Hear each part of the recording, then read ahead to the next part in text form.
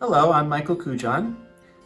We've looked at the final major topic of Catholic social teaching, which is our care for God's creation. Pope Francis wrote a beautiful encyclical in 2015 entitled Laudato Si that gives us Catholics direction and all of humanity a sense of purpose with how to care for this world God has given to us as a free gift.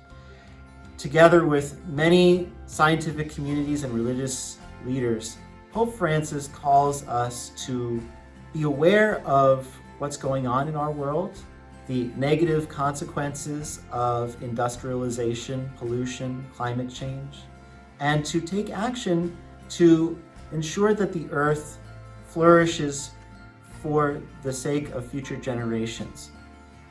In Laudato Si, which we looked at this time, we took a look at various problems involved in the current ecological crisis, using the most recent scientific research available today.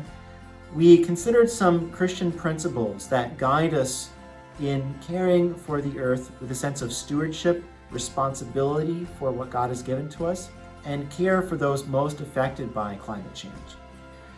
We also reflected on how we can address the current situation, not just by dealing with problems that come up, but getting at the root cause of those problems, which in many cases is a spirituality focused more on a throwaway culture than a true care and concern for the environment.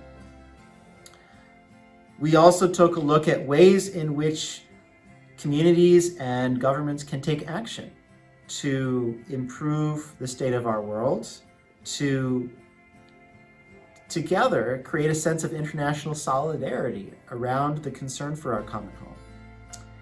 And most importantly, from our Catholic context, Pope Francis also encourages us to develop a spiritual concern for the earth, because it is our responsibility to let life flourish, to not have the pride that says everything's fine, I don't need to do anything, but to recognize the problems where they exist and to make a difference.